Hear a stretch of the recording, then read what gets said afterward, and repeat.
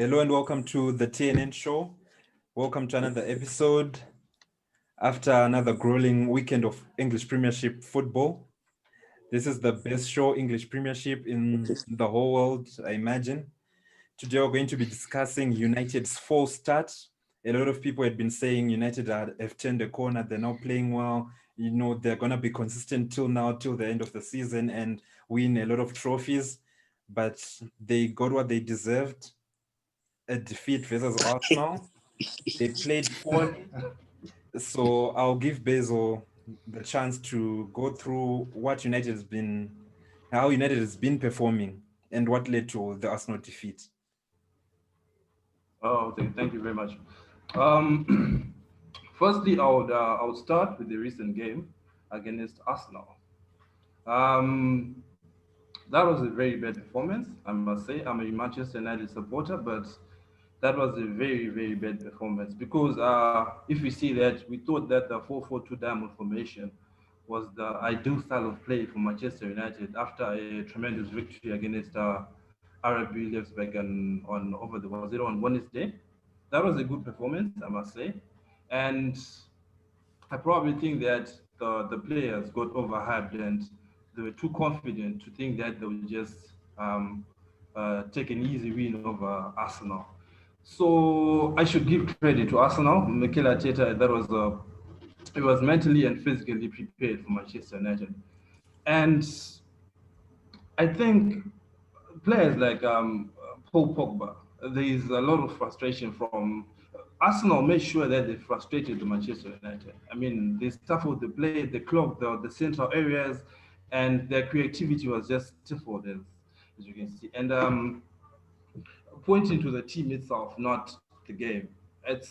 I personally think that as much as my teammate Benza would want to disagree to that, I think it's very high time that Ole Gunnar Solskjaer leaves the managerial position for Manchester United, because in my own view, um, he's not been consistent. Of course, we have the players. Of course, they also have to contribute to the play of Manchester United. But then they have not been consistent. What happens is that Ole Gunnar Solskjaer wins 2 games for Manchester United, and then the next 3 or 4 games he loses. He wins the next game. That's what's keeping him in position right now.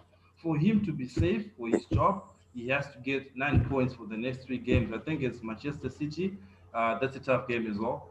Leeds, that's a tough game. And West Brom, maybe that'll be a walkover. But you never know with the type of play we're doing right now. So I basically think that Manchester United are playing very dismally, and right now they're sitting on the 15th position. I'm very sad to say this, but this is very very disappointing, and I'm not impressed with the type of play that Manchester United is doing. I'm not a biased analyst. I'm a football fanatic, but I'm just giving my honest opinion. It's very very sad, honestly. We're glad to hear you speak from the heart. And most of the time, what comes from the heart is the most honest of opinions and how you feel. Mm. So I'm going to ask another Manchester United fan, this time the prophet Brian, to just give us Okay, solutions, solutions, sorry. solutions. Just Yeah. 1 minute. Yeah. Just 1 minute before I go on. I think the whole team should be basically disgraced out. Such one, okay. If personally, I think I would be a better coach than Ole Gunnar Solskjaer. Scratch David De Gea, put Dean Henderson.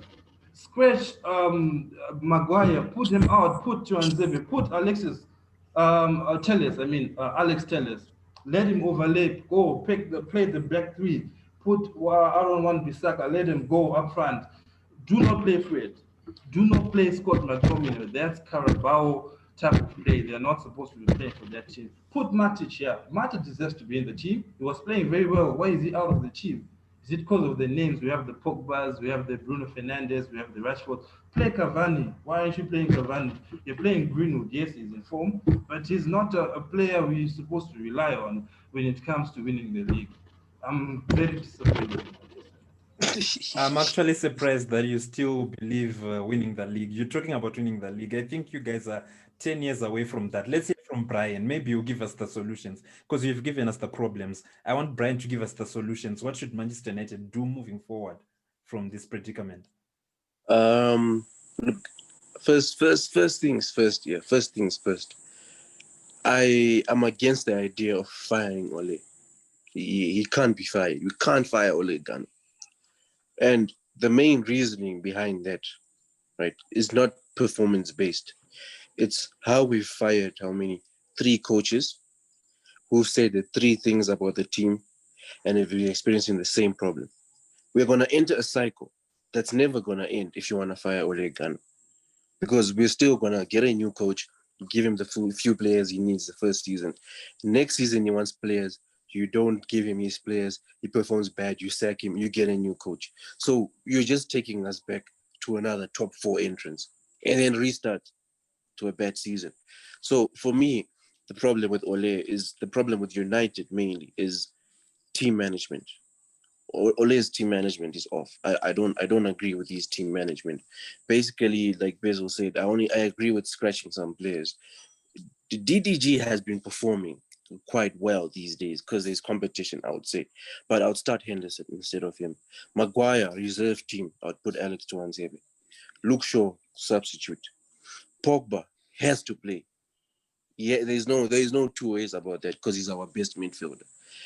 The problem that happened yesterday against Arsenal, in my opinion, is he wanted to play a midfield diamond with Fred.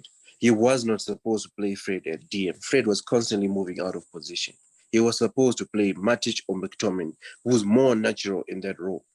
The diamond was not going to work with Fred, who was constantly going out of position. That's why he changed the formation in the second half. Fred wasn't supposed to start. I don't know what people see in Fred or why people wanted Fred to start. Fred was not supposed to start. Midfield diamond was supposed to get a natural DM. Put Matic. Give Pogba liberty to go up front. Don't give him defensive duties. Why is Rashford playing like a center forward and not a striker? Let him play like a striker. Why is he coming back to help playmaking? Play Van der Beek on the right. Play Van der Beek, Pogba, Bruno Fernandes, Matic. What's the problem? There's no problem with trying it out. Matic is rigid enough. There's no way you're going to break through an Arsenal defense if you don't have enough creativity in your midfield. It's almost impossible with the way he set up his defense. So yesterday, how can you expect to win if you have Fred in your team? So for Manchester United and how it's inconsistent is because Ole has shit team management. Sorry for the language. His team management is shit. And this thing of constantly changing formations. Stick to one formation. Use the formation. Perfect it. It's simple. It's and in terms of starting Cavani, I don't trust Cavani. He's too old. First of all, I don't trust him. I don't trust Cavani. I don't trust that guy.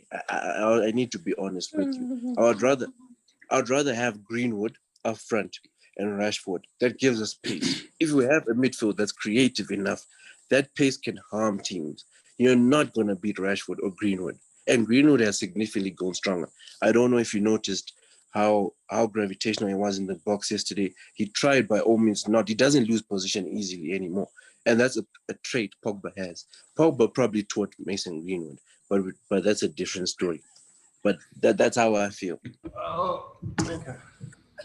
I think fans like Brian Benz are part of the problem on Manchester United because probably after the match he goes to Ole Gunnar Solskjaer's inbox and hype him up and my manager keep it up, you are doing good work. But in actual fact, there is a dark cloud hanging on Manchester United. The whole team, there's like a dark cloud that is hanging very much. And I, the formation that he gave, the players that he Yeah. gave, the first 11, that's the ideal formation for me personally. De Gea is doing good, but I mean, just for the sake of changing things, hoping that we're just being optimistic, hoping that things are going to change, hoping that everything's going to go. Let's remove all that garbage. Oh, there's the matches. Oh, I mean, the Fred, Scott, McTominay. And then we put the team that you say it might work, it might not work. I wouldn't know, but fair enough. I don't Okay. know Okay. about you guys. Okay. Before Nigel goes, I just want to say something, right? I think I sent a line up yesterday. Um, what's the reason of not starting Van der Beek, Pogba, and Bruno Fernandes in the midfield, right? And then having a rigid DM as Matic. Take the risk. If we see that it's too open, change the formation as soon as you can. There's no harm in taking that risk. But I guarantee you, Pogba VDB and Bruno Fernandes in that midfield would create so much passes, especially Van der Beek. That's a good trade of his. We would have beaten Arsenal easily. This Fred, you guys like too much. This Fred and McTominay that you guys like too much. Those guys. And so it all goes to Ole Gunnar Solskjaer. You see, you're actually giving better ideas for the Manchester United team. You say they should play Van de Beek, they should play this, they should actually give him better squad. But Ole is frustrating. I'll leave it up to Angel to put these Manchester United fans in their place. Give us a fair verdict. I agree with what Basil is saying about giving, some freshness to the squad. And I also agree with what Benz is saying. I don't think firing Ole would really change anything, in the long run, that is. Because if you look at it, it's almost as if it's a recurring problem that's happening at Manchester United. The managers that come and they leave, they complain about the same thing. It's not anything new, right? And obviously this season, for some reason, they didn't get the players that they wanted. I don't know why, but that's a different issue. That's Ed Woodward. That's another thing. But in terms of the playing and the formation and stuff, I think, okay, fine. If he decides that he's going to play the diamond, then I think, like what Benz is saying, he puts someone in there who's very rigid. McTominay or Matic, right? Who the sole purpose is just to sit in there and just win the ball when Manchester United don't have the ball. And you play people that are creative around him. Van der Beek, Fernandes and Pogba, obviously that'll be the first three that come to mind. Because I think it's not like those guys don't work off the ball. They do. They will work off the ball, especially Bruno Fernandes and Van der Beek. Pogba, I'm not so sure, but they'll do the work, and I think that's much better than 1 week. Sunday you play this, Wednesday you play that, and then Saturday you play another thing as well. It doesn't. Even the players, they don't know what to adjust to. They don't know what's suiting them, what's sitting right with them, because you're chopping and changing every week. But for me, Maguire, they need to kick him out. Maguire needs to go. I honestly do not see what other people see in Maguire. But I think it's gonna be easy if you name the players that should stay in the team rather than the players that should go out, because I'm pretty sure there are a lot of players that should go out of the team. But yeah, and also the Dean Henderson and DDG situation. It's difficult because if you're going to take out DDG, right, it's going to create a problem where this guy, he's still a high quality keeper. It's not like he's now low. He's not like he's going to retirement or anything like that. No, he's still, good age for a keeper, etc. So it becomes very difficult. And at the same time, you don't want Dean Henderson just sitting on the bench. He's young, he's fresh, he's a good goalkeeper, as he showed last season. So you want him on the field. For me, the first mistake was having both of them. That's where the first mistake was. I think one had to go. One of them had to go, because the moment you have those two, there's going to be issues. You're going to have a problem. Because they're very good goalkeepers, both of them. Yeah. Yes, from Nigel, his verdict, very, very honest, quite honest. Let me just give you the facts of what happened yesterday. Arsenal's first win at Old Trafford in 14 years. The last one was September 2006. Not even Van Gaal or Mourinho lost to Arsenal. This Ole guy loses to Arsenal. 7 points in the first 6 games, the lowest since 2013-14 season with David Moyes. No wins. Wait, no wins in the first 4 home games this season.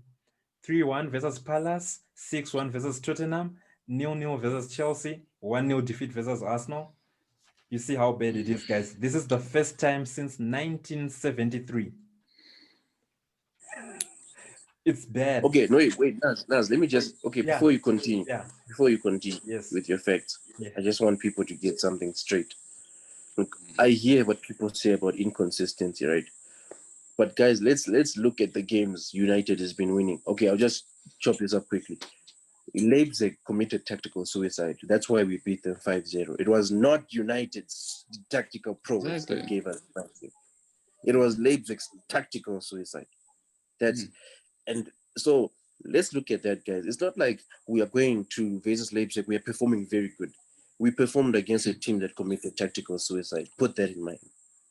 Yeah. Even PSG can't defend for anyone. I was They about can't to defend to save agree. their lives. I was about to agree. I was about to agree with Brian because when United win, they don't win convincingly.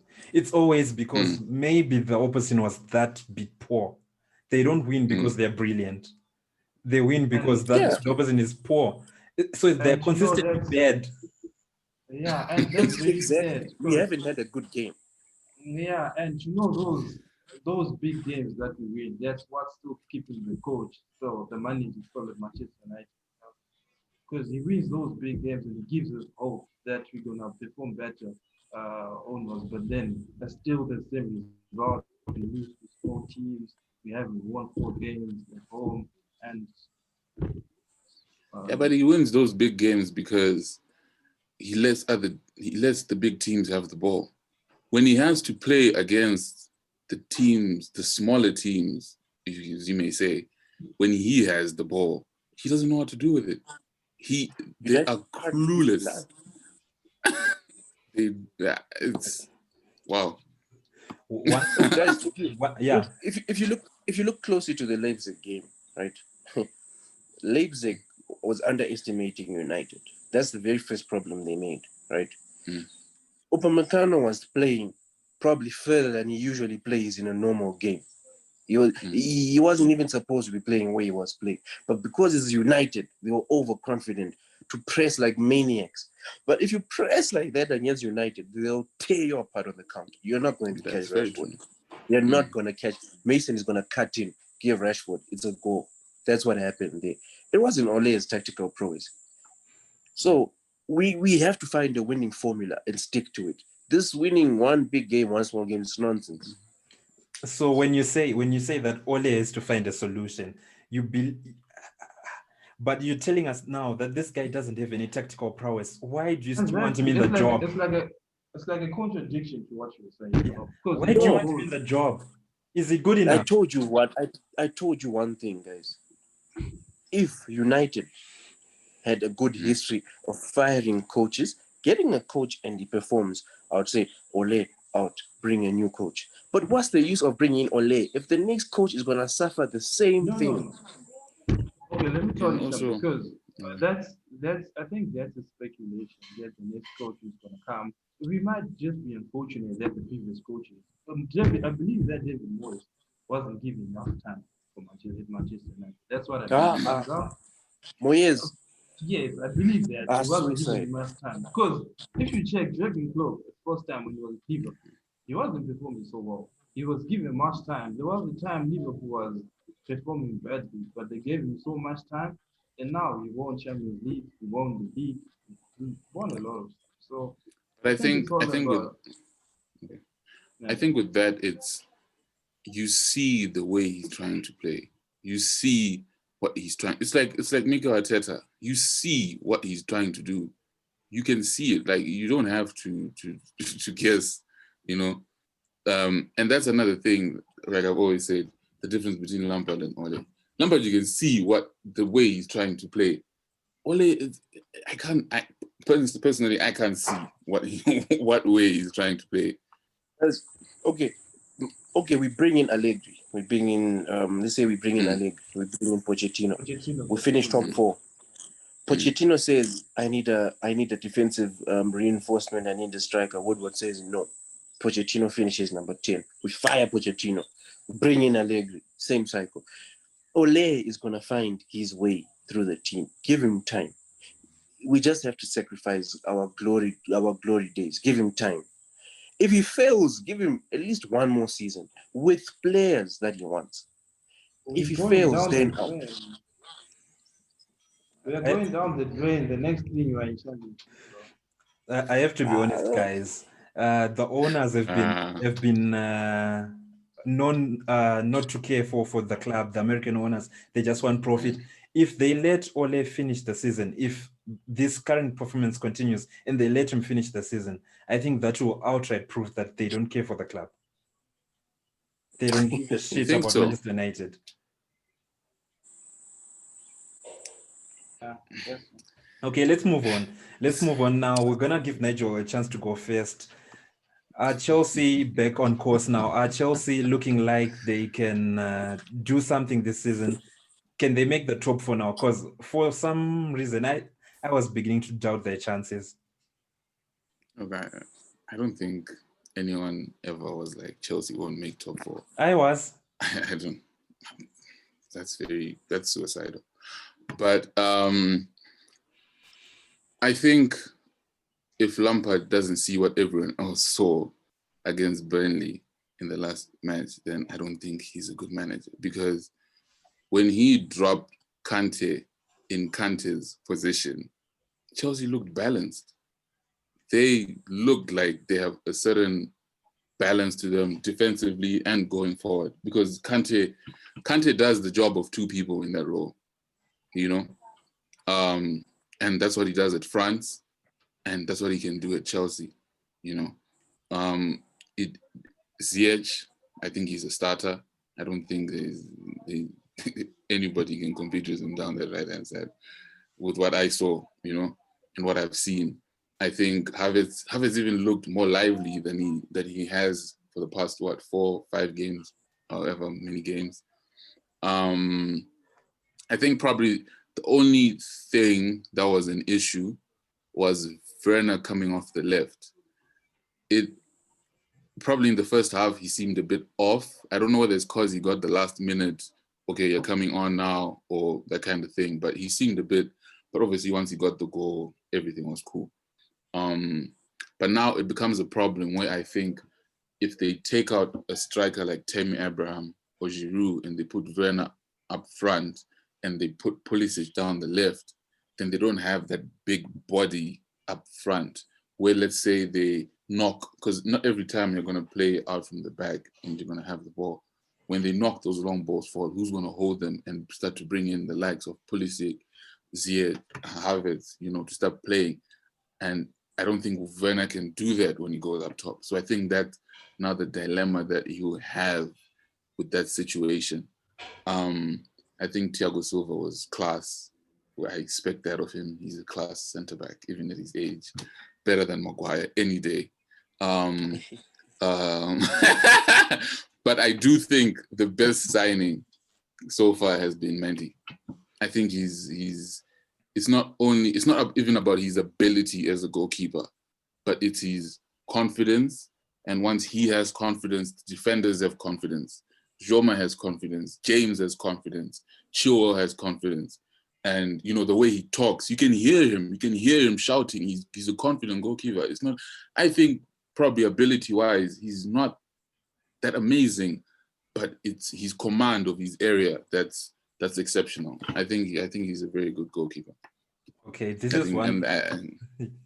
Yeah, you can go Yeah, on. okay, yeah. This is one opinion from a Chelsea fan, so it has to be glowing. Let's give it to someone who hates Chelsea, who doesn't like Chelsea with a passion. Let's give it to Brian. Hold on. I realized I didn't answer the question directly. Yes. Do I think he's found a way? Yes.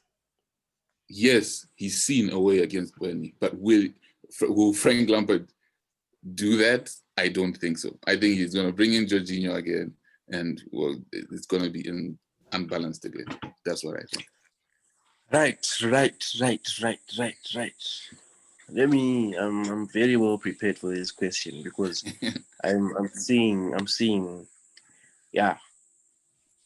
First and foremost, Chelsea has a way of working, like reverse how Man U works. Man U is winning against big teams, they lose against small teams. Chelsea, you cannot praise a coach for winning against a team sitting, camping on relegation position, like Burnley.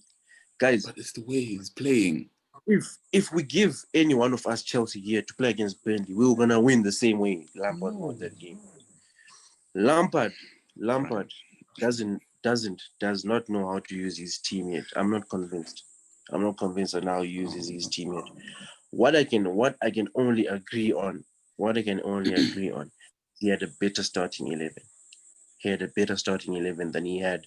However, Havertz should, I feel, for him to perfect his winning formula, Havertz should go and sit in the bench. Pulisic should be starting first. Werner should be starting. Ziyech should be starting. Kante should be in position. It's literally that simple. Havertz has no place in Chelsea. So being unbiased, without hate, without anything, their performance against Burnley was good.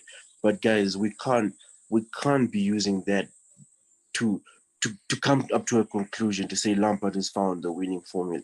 It's really hard for you to say that. It's against Burnley. Let him play a better opposition the same way, and then we can have the discussion. Has he found the formula? I'm not convinced because it's Burnley, not at all. Especially because Burnley is sitting at number 20 on the log right now. Did his team have more balance though? His team looked balanced. That's It what we was give him the balanced. praise. I won't disagree. But I don't think he's found the balance yet. Let's wait a bit. Basil, anything to add? I do agree with Brian. I mean, based from the question, it's a very manipulated question in trying to make the people think that Chelsea is Lampard is now performing more than he was before. I disagree very much because, like what Ben was saying, Lampard he won against Burnley. Yes, like Nigel was saying, the type of play they had, the creativity and everything, but it's Burnley. It's Burnley. You cannot pray. You cannot say that we won against a big team. Unless the win against Manchester United, the win against not Manchester United, those big teams, then we're gonna say that Chelsea. And then in the Europa, they played against was it Krasnodar or something like that. Yes. They won 4-0. I mean, that's a small team. It's really too early for. He's coming up. Yes, I must admit that he's coming up, and he's. I don't know what is needed now is a bit of consistency, and maybe if he wins the next 5-6 games to come, and then we're gonna say Lampard is coming up. The question will be very much relevant now. But for now, I think it's a bit too early. But Mendy is on point. That's the reason why Chelsea is probably up there now, and there's a lot of confidence in those people. So yeah. No, eventually I should get it wrong. I agree with you guys. I think Chelsea, yes, they looked okay. They looked good. It was a good performance, but we also have to take into account that Burnley haven't really been playing well for a very long time. They are one of the worst sides in the Premier League at the moment. So it doesn't say much. We have to wait until they get better tests. But you can only beat what's in front of you. You know, they got Burnley. They had to play Burnley. They had to win that. They won that. That was okay. And I have to also, I have to agree with one other point, the Mendy signing. I think Edouard Mendy is the most influential signing Chelsea made this summer. That's their best signing so far at the moment. So yeah, that's true. I think this question is concluded. No one has any agreement. Wait. In terms of the best signing, I would say it's Ziyech. I don't think it's Mendy. Mendy, we can't really say Mendy's the best signing because look, Mendy's a good keeper. We've seen that from the past games, right? Okay. But the confidence that comes with having a good keeper is natural. No matter what keeper you'd have put there, as long as it's a good keeper, it's gonna give your backline confidence. It's something that comes with a good goalkeeping performance. Okay, yeah, I get what you're saying. Yeah. Okay. No, Nigel. But you also look at the Manchester United game. Okay, I understand what you're saying. But what we're saying is Ziyech has played 1 or 2 games so far this season, right? We're still yet to see him in the same amount of games that Mendy has played. That's another thing. So we can't really say Ziyech is now because of what he did against Champions League and now against Burnley, you know. But we've been able to see Mendy do his thing over the past 6, 7, or whatever 8 games that he's played, right? Plus, I also think it's a thing for Chelsea it was a major problem for Chelsea. Chelsea didn't have a problem going forward. Chelsea were fine going forward. But the problem was the leaking. Last season considered 50-something goals. That's ridiculous. Yeah. It's ridiculous. And then you have a goalkeeper that comes in. As soon as he comes in, he has 3 or 4 clean sheets off the bat. I mean, there's no... Especially, his impact is still, especially, he came for someone who was not performing so well. Kepa, Exactly. really see the difference. So I think is a big thing for the... Okay, no, that's great, guys. I'm just gonna give you 5 minutes for the last question here. Should Diogo Jota start for Liverpool? I'm gonna start with Basil. Yes. Yes, I think Diogo Jota should start for Liverpool because, okay, I'll give you an example. It's like a disguised man of 2016 when he came to Liverpool, when he went to Liverpool from Southampton. He was 23 years old as well, just like Diogo Jota, and Diogo Jota is scoring goals. For now, Roberto Firmino is not doing what he's supposed to do. Off the bench, Diogo Jota is coming. I think for now, Firmino is playing just out of respect, but with time, I really think that Jurgen Klopp is going to remove Firmino, and then he's probably going to play those Champions League small games, and Diogo Jota is going to be starting. It's been very, very good, and I think it's going to be a great player for Liverpool as well, especially under Jurgen Klopp. Nigel? Firmino is a defender. He needs to get out. Jota needs to come in.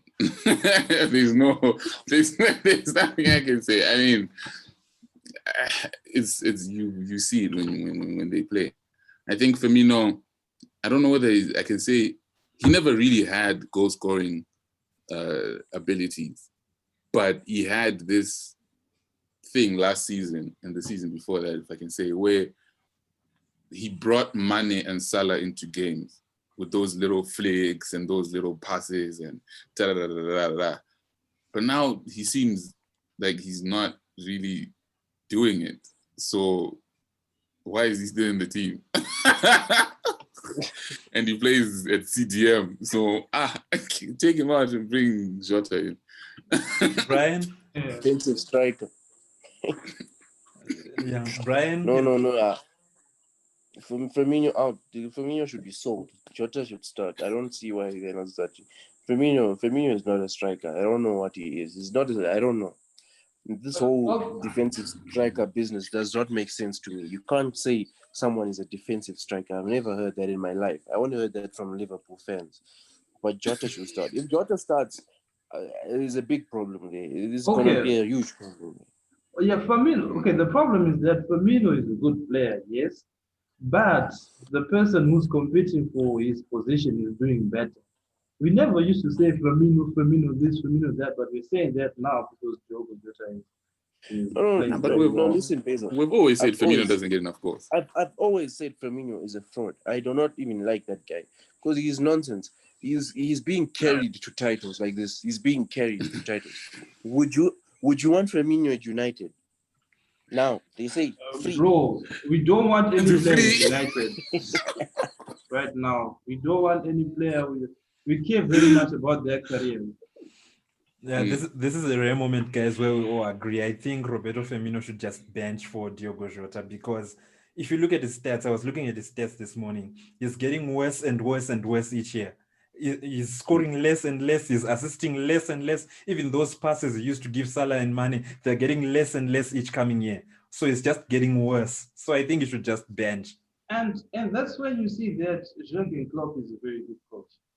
He bought Diogo Jota and he's performing knowing that, okay, he probably didn't know, he knew, I don't know, that Firmino was going to be something else. And now his Jota is only 23 years old. He still has enough time to shape himself up. So I don't know. No, I think he's always known. I think he's always known that he needs a striker that can get him goals. At least 15 goals. Guys, Firmino is a non-starter, guys. Firmino is useless, guys. Let's not even sugarcoat it. Let's not sugarcoat things. Yeah, but because no one would want Firmino in their team here. No one. right now. They said Firmino free agent here, take him to United. United fans will riot. They will not agree. If you what? They will riot. If they say Firmino free to United, United fans will disagree. They will riot. They will not take it. This Manchester United thing is actually, I guess, crazy when you talk about Manchester United. Okay, guys. Thank you, guys, for listening to us. Listening to these other three guys I had here spew a lot of nonsense. They didn't say anything that was useful. I was the only one who was saying something that you can take with and argue with your mates. I was giving you the right facts. These guys were giving you biased opinions all along. Thank you for listening. We'll be together again next week. Goodbye. Thank you for watching TK Sports. For more awesome content from this channel, please subscribe. And also, engage with us on our social media platforms down in the description below.